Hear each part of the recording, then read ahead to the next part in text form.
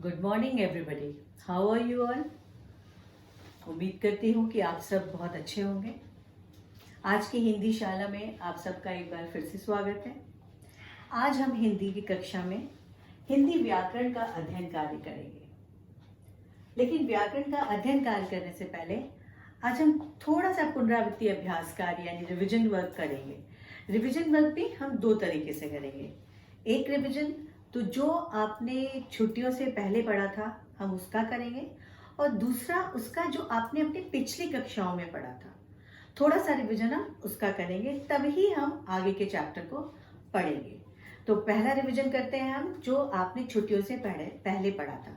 छुट्टियों से पहले मैंने आपको 3 लेसन्स पढ़ाए थे, 3 पार्ट पढ़ाए थे। पहला पार्ट था आपका भाषा और व्याकरण, जिसमें आपने पढ़ा था भाषा के बारे में, भाषा किसे कहते हैं, भाषा के कितने रूप होते हैं, लिपि, बोली, साहित्य क्या है, राष्ट्रभाषा, राजभाषा, मातृभाषा में क्या अंतर है। फिर आपने पढ़ा था व्याकरण किसे कहते हैं, व्याकरण की कितने अंग हैं। ये सब आपने अपने पाठ 1 में पढ़ा था, और उम्मीद करती हूँ कि आप सबको अच्छे से समझ में आया होगा और आपको याद भी होगा, क्योंकि कोई भी चीज़ हम व्याकरण में पढ़ते हैं सब एक दूसरे को लिंक करते हुए होते हैं, इसलिए हमें याद रखना बहुत ज़रूरी है। सिर्फ पढ़ लेने से या उसको एक बार पढ़ा, एग्जाम दिया और काम खत्म, ऐसे नहीं, ऐसे काम नहीं चलता, हमें उसको याद रखना पड़ता है। दूसरा हमने पाठ का अध्ययन किया था वर्ण विचार। आप सब जानते हैं कि वर्ण भाषा की सबसे छोटी इकाई है और वर्णों के सार्थक मेल से ही शब्द बनते हैं। तो इसमें आपने ये पढ़ा था वर्ण क्या होते हैं, वर्ण किसे कहते हैं, वर्णमाला क्या होती है, हिंदी भाषा में कितने वर्ण हैं। क्योंकि कोई भी भाषा जब हम पढ़ते हैं तो जब तक हमें उस भाषा के वर्णों का ज्ञान नहीं होता हम उस भाषा को लिख बोल पढ़ नहीं सकते। इसलिए किसी भी भाषा को जानने के लिए हमें उस भाषा का व्याकरण जो हमें सही उस भाषा के नियमों का ज्ञान कराता है, सही बोलना लिखना पढ़ना सिखाता है, तो वो हमें ज़रूर आना चाहिए। और उसी श्रृंखला में वर्ण भाषा की जो सबसे छोटी इकाई है हमें उसके बारे में पूरा, वर्ण का मतलब होता है अल्फ़ाबेट, यानी किसी भी भाषा को जानने के लिए उसके अल्फ़ाबेट का ज्ञान होना ज़रूरी है। तो पाठ 2 यानी वर्ण विचार में आपने पढ़ा था कि वर्ण किसे कहते हैं, वर्ण कितने प्रकार के होते हैं, स्वर वर्ण क्या होता है, व्यंजन क्या होते हैं, अनुस्वार, अनुनासिक, विसर्ग, ये क्या होते हैं। इसके अलावा आपने संयुक्त व्यंजन, द्वैत व्यंजन में अंतर पढ़ा था। आपने फिर र की अलग अलग तरह की मात्राएं, र की जो 3 मात्राएं होती हैं आपने वो पढ़ी थी। और उसके अलावा आपने पढ़ा था कि वर्ण विच्छेद क्या होता है, यानी शब्दों में से स्वर वर्ण और व्यंजन वर्णों को अलग करना, वो क्या होता है। ये आपने दूसरे चैप्टर में पढ़ा था। तीसरा मैंने आप लोग को पढ़ाया था उपसर्ग और प्रत्यय। उपसर्ग और प्रत्यय ये शब्द रचना की एक प्रक्रिया है, यानी उपसर्ग और प्रत्यय के द्वारा हम नए शब्दों का निर्माण करते हैं। और उपसर्ग हमेशा जो भी मूल शब्द होता है वो उस मूल शब्द के आगे लगकर एक नए शब्द का निर्माण करता है, और जो प्रत्यय वो शब्दांश होते हैं जो मूल शब्द के पीछे लगते हैं और एक नए शब्द का निर्माण करते हैं। इस तरीके से आपने 3 पाठों का अध्ययन किया था। दूसरा रिवीजन मैंने आप लोग को बोला था कि जो आपने अपनी पिछली कक्षा में पढ़ा, पिछली कक्षा से मतलब यानी आपने क्लास 6 में जो पढ़ा था। देखिए आप सब जानते हैं ये इस समय हम सब एक संकट की घड़ी से गुजर रहे हैं। पेंडेमिक, कोरोना की वजह से सब कुछ बहुत कुछ उल्टा सीधा हो गया है, और उसी के साथ हम एडजस्ट करते हुए आगे बढ़ रहे हैं। तो थोड़ा सा इसीलिए आपकी पढ़ाई को भी कट शॉर्ट किया गया है, जिसमें से कुछ चैप्टर्स हटाए हैं। लेकिन चूंकि हम व्याकरण एक दूसरे से एक पार्ट दूसरे पार्ट से लिंक करता हुआ होता है, तो इसीलिए हमें वो पाठों का अगर हम पूर्ण रूप से अध्ययन नहीं करें तो थोड़ा बहुत उसका हमें रिविजन जरूरी है। तो उसी श्रृंखला में आज मैं आपको पहले तो शब्द विचार के बारे में बताऊंगी, उसके बाद थोड़ा संज्ञा के बारे में बताऊंगी, जो कि आप संज्ञा और शब्द ये 2 ऐसे चैप्टर हैं जिनको आप बहुत पहले से यानी क्लास 3 में भी पढ़ा होगा आपने, 4 में भी पढ़ा होगा, 5th में भी पढ़ रहे हैं, 6 में भी पढ़ा आपने, और अब 7th में भी पढ़ेंगे। बट लेकिन थोड़ा सा सिलेबस को कट शॉर्ट किया गया है, जिसकी वजह से हम उन चैप्टर को अभी नहीं पढ़ेंगे, बाद में ही देखेंगे। तो शब्द विचार क्या होता है? शब्द यानी जो वर्णों के सार्थक मेल से बनता है, यानी वर्णों के सार्थक मेल, जब वर्णों को हम जोड़ते हैं और उसका कोई मीनिंगफुल जब कोई जोड़ने का कोई मीनिंगफुल चीज बनती है तो दैट इज कॉल्ड वर्ड, वो शब्द कहलाते हैं। शब्द हमेशा सार्थक होते हैं। शब्दों के वर्णों के सार्थक मेल से शब्द बनते हैं। शब्द स्वतंत्र होते हैं। जो भी आप बोलते हैं, जैसे लड़का, लड़की, फूल, पेड़, नदी, तालाब, ये सारे शब्द हैं। ये सारे शब्द स्वतंत्र होते हैं। लेकिन इन शब्दों को जब हम वाक्य में पिरो देते हैं, जब हम उनको वाक्यों में प्रयोग करने लगते हैं, तो वही शब्द पद बन जाते हैं, जिनको हम पद कहते हैं। फिर वो शब्द नहीं कहलाते, वो फिर पद कहलाते हैं। जैसे एग्जाम्पल मैं आपको देती हूँ कि एक एग्जाम्पल, जैसे आप घर में आपका नाम, चलिए सपोज करिए आपके घर में आपका नाम कोई निक नेम होता है, तो आप मुन्नी आपका निक नेम है, बट आप जब स्कूल आते तो आपको वो मुन्नी के नाम से नहीं बुलाता, आपको आपके नाम से बुलाया जाता है। पर्टिकुलर जो एक प्रॉपर नेम होता है उससे आपको बुलाया जाता है। वो क्यों? क्योंकि आप जब तक घर में थे तब तक तो वो ठीक था, यानी उसका कोई नाम, आपके नाम को सिर्फ आपके घर वाले प्यार से बोलते। लेकिन जब आप बाहर आते तो आपकी अपनी आइडेंटिटी होती है जो उसी फेमस नाम से, उसी नाम से जानी जाती है। तो वैसे ही शब्द होते हैं। शब्द जब स्वतंत्र होते हैं तो ठीक होते हैं, उनको हम सिर्फ शब्द कहते हैं। लेकिन जब हम उन्हीं शब्दों को हम वाक्य में प्रयोग करते हैं तो वो पद बन जाता है और उसकी अपनी आइडेंटिटी हो जाती है, यानी पहचान होती है। फॉर एग्जाम्पल मैं आपको एक बात, एक यहाँ पे सेंटेंस लिखती हूँ, उससे आपको समझ में आएगा।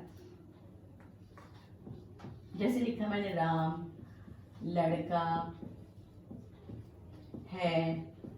देखिए ये 3 शब्द मैंने ऐसे ही लिख दिए अलग अलग, तो ये शब्द हैं। लेकिन अगर इन्हीं शब्दों को जब मैं वाक्य में लिख देती हूँ, राम लड़का है, तो ये शब्द सारे पहली बात तो पद बन गए और इनकी एक आइडेंटिटी हो गई, यानी राम संज्ञा पद बन गया, लड़का संज्ञा पद बन गया। तो इस तरीके से देखिए इनका नामकरण भी हो गया। ये एक किस तरीके से पहचाने जाने लगे कि ये संज्ञा पद है, ये संज्ञा पद है। लेकिन जब ये वाक्य में प्रयोग नहीं थे तो ये सिर्फ शब्द कहलाते थे। लेकिन बाद में जब ये इस तरीके से इसमें आ गए तो इनकी आइडेंटिफिकेशन हो गई, यानी कि पहचान बन गई। जैसे कि मैंने अभी आपको एग्जाम्पल में बताया था, ठीक इसी तरीके से, यानी शब्द विचार में जब हम वर्णों को सार्थक मेल करते हैं और उनसे वो शब्द बनते हैं और इन्हीं शब्दों का प्रयोग जब हम वाक्य में करते हैं तो ये पद कहलाते हैं। अब आता है कि शब्दों का निर्माण कैसे होता है। देखिए शब्दों का निर्माण हम 4 प्रकार से करते हैं। आपने पढ़ा था, क्लास 6 में भी पढ़ा था कि शब्दों का निर्माण के 4 आधार हैं। शब्दों के वर्गीकरण के 4 आधार हैं। सबसे पहला आता है उत्पत्ति के हिसाब से। उत्पत्ति के आधार पर शब्द 5 प्रकार के होते हैं। उत्पत्ति का मतलब होता है वो ओरिजिनली वो वर्ड कहाँ का है, वो शब्द कहाँ का है। आप सब जानते हैं कि हमारी हिंदी भाषा बहुत उदार भाषा है और हिंदी भाषा में कई अन्य विदेशी भाषाओं या दूसरे देश की भाषाओं के शब्दों का भी इस्तेमाल करते हैं हम सब। तो इस तरीके से वो हमारी हिंदी भाषा में तो प्रयोग हो रहा है, लेकिन उसका जन्म किसी और जगह हुआ है। तो इसलिए उत्पत्ति के आधार पर सबसे पहले आता है कि शब्द कितने प्रकार के होते हैं। उत्पत्ति के आधार पर शब्द 5 प्रकार के होते हैं: तत्सम, तद्भव, देशज, विदेशी और संकर। दूसरा आधार है इसका रचना के आधार पर। रचना के आधार पर यानी हम उसको वो कैसे बनते हैं। रचना के आधार पर 3 प्रकार के शब्द होते हैं: रूढ़, यौगरूढ़ और यौगिक। तीसरा इसका आधार है अर्थ के आधार पर। अर्थ के आधार पर 2 प्रकार के शब्द होते हैं: सार्थक और निरर्थक। सार्थक शब्द यानी जिनकी मीनिंग होती है और निरर्थक यानी जिनका कोई अर्थ नहीं होता।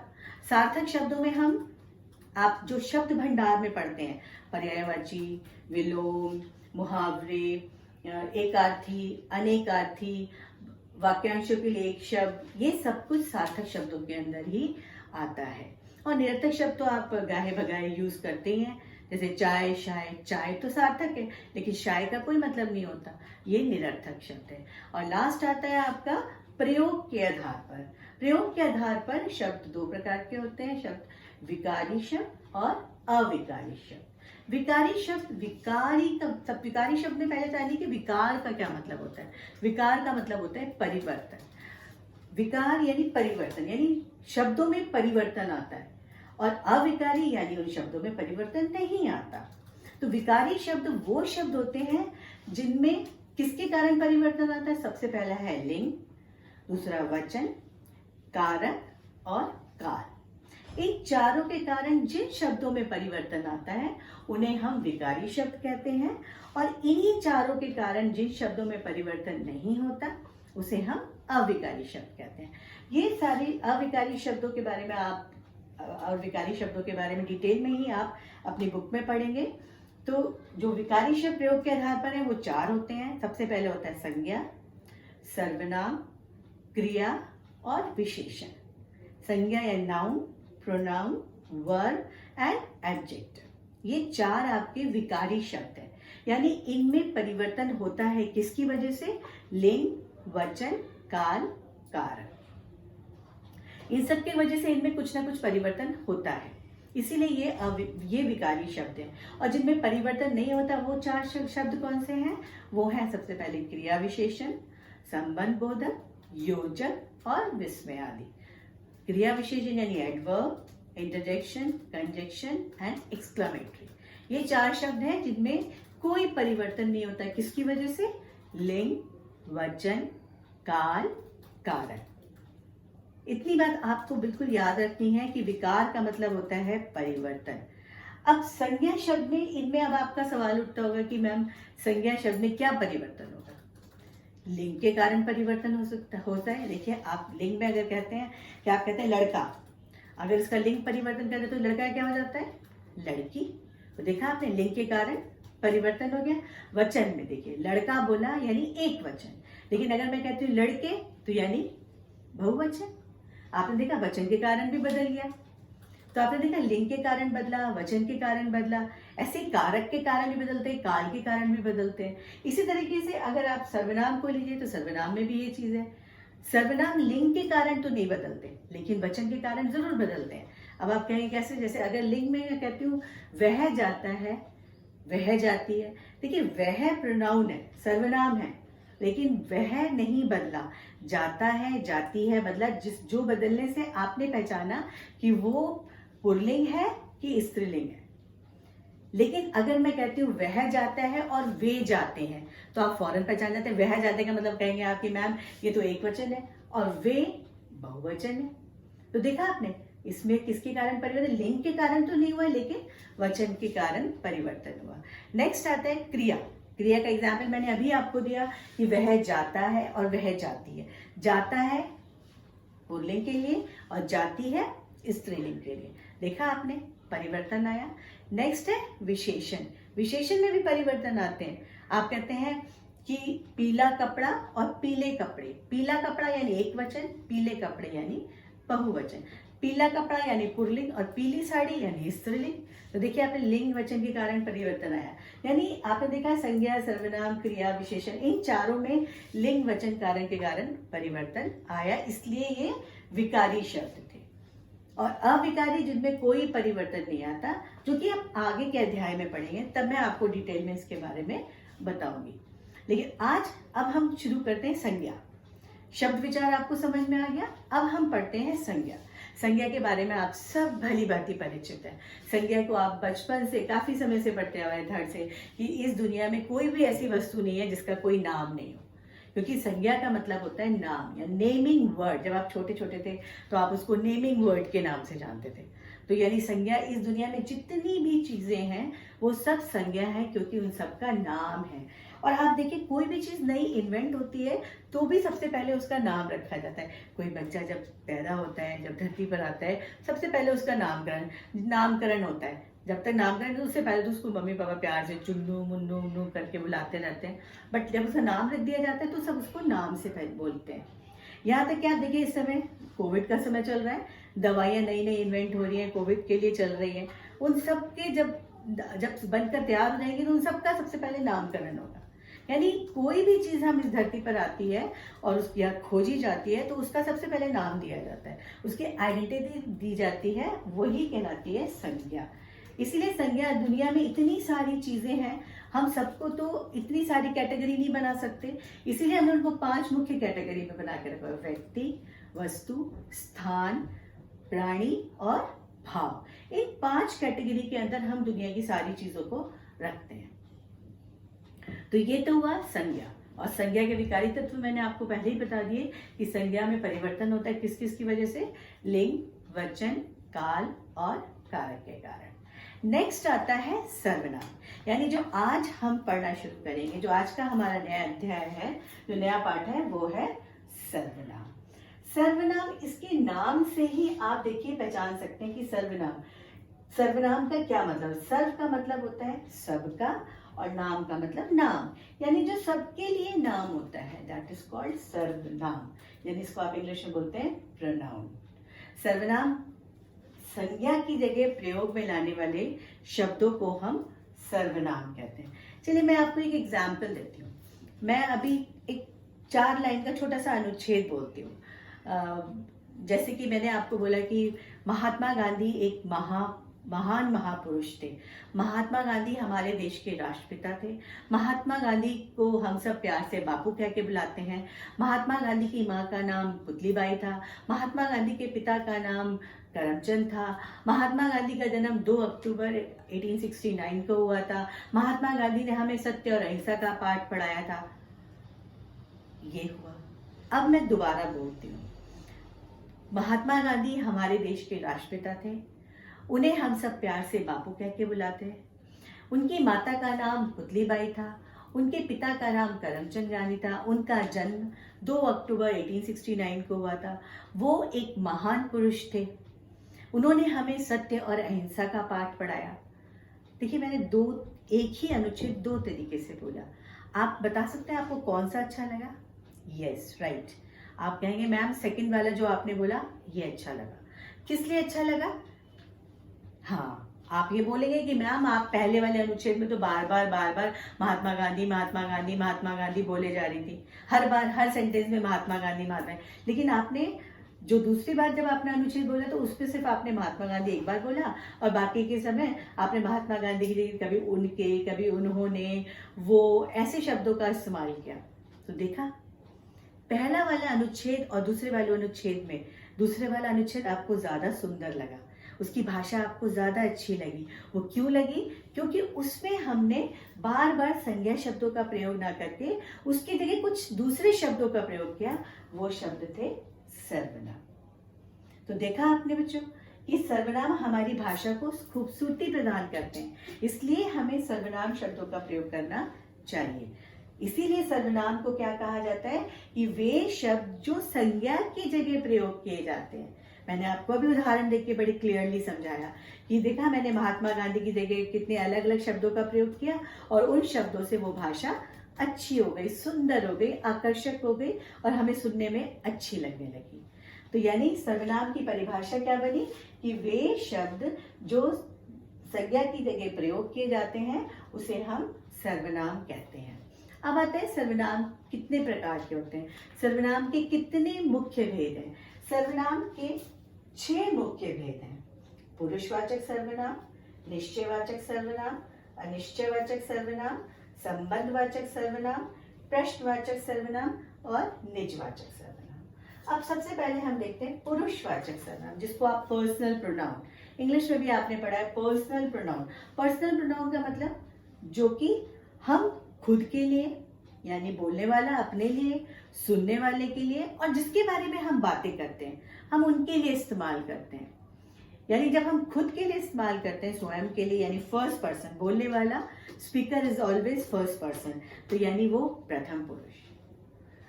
दूसरा आता है जो सुनता है हमारी बातों को, जिससे हम बातें कर रहे होते हैं, तो दैट इज मध्यम पुरुष। और जिसके बारे में हम बात अलग करते हैं दैट इज अन्य पुरुष। प्रथम पुरुष यानी उत्तम पुरुष, टॉप पर हम, मैं, सुनने वाला तुम और जिसके बारे में बात करते हैं वह है। यानी पुरुषवाचक सर्वनाम में हम बोलने वाले, सुनने वाले और जिसके बारे में बात करते हैं उन जो शब्दों का प्रयोग करते हैं वो पुरुषवाचक सर्वनाम में आते हैं।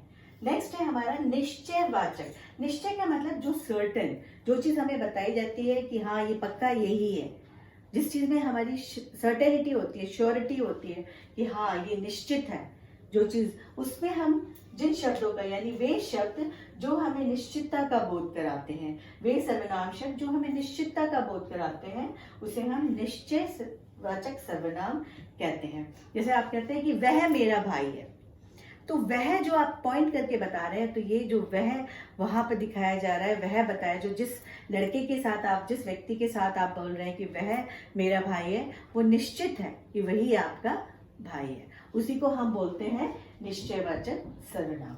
और अनिश्चय, नेक्स्ट है आपका अनिश्चयवाचक सर्वनाम, यानी वे सर्वनाम शब्द जो अनिश्चितता का बोध कराते हैं। यानी अनिश्चितता का मतलब जिसमें आपको पता नहीं, अगर आपके दरवाजे पे कोई खड़ा है तो आप कहते हैं कोई खड़ा है, आपको नहीं पता कि वो कौन है, ये अनिश्चयवाचक। आप कहते हैं दूध में कुछ गिर गया, क्या गिर गया आपको नहीं पता, वो निश्चित नहीं है, इसीलिए यानी कोई कुछ, ये आपके अनिश्चयवाचक सर्वनाम हो गए।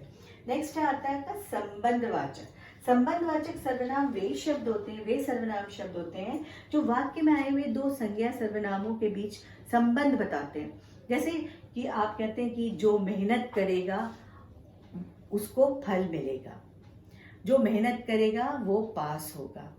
तो जो और वो, यानी दो सेंटेंस थे, दोनों सेंटेंस में जो, वो, उसे, जो, उस, जिसे, जो, उसे, ये सारे शब्द आपस में संबंध, दोनों संज्ञा सर्वनामों के बीच संबंध बता रहे हैं, इसलिए ये संबंधवाचक सर्वनाम कहलाते हैं।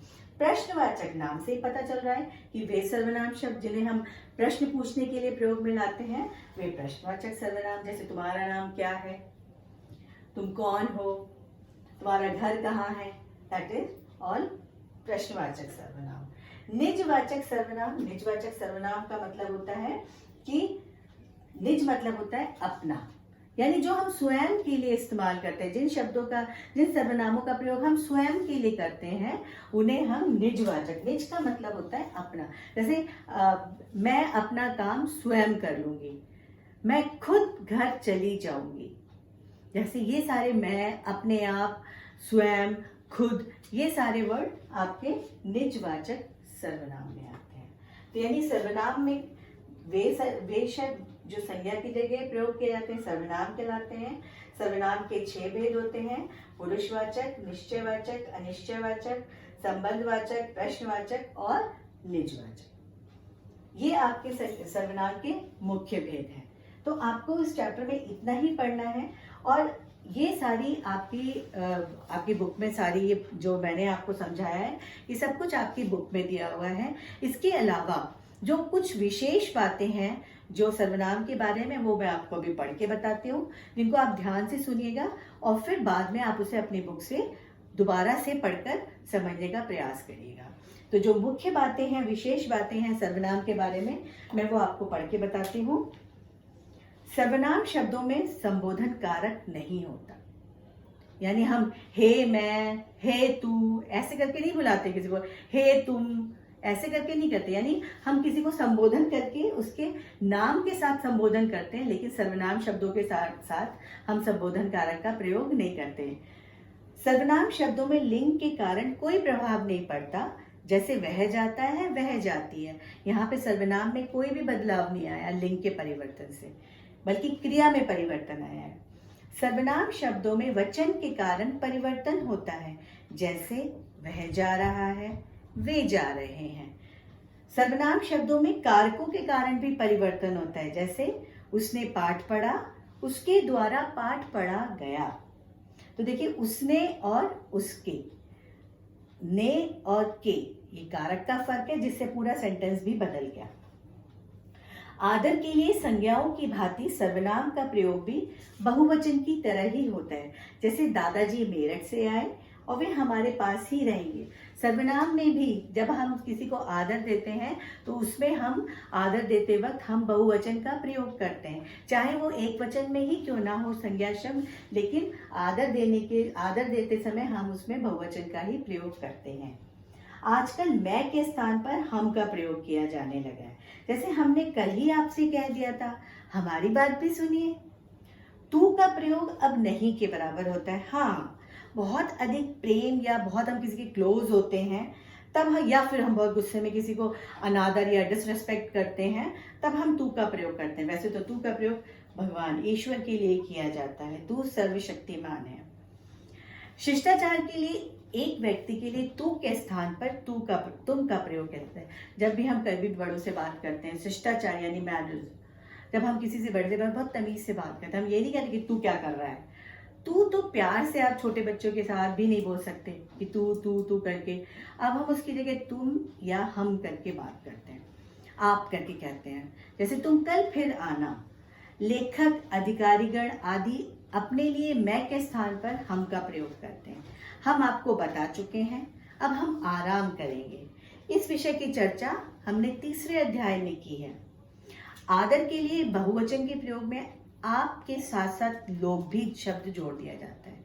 जैसे आप लोगों की क्या राय है।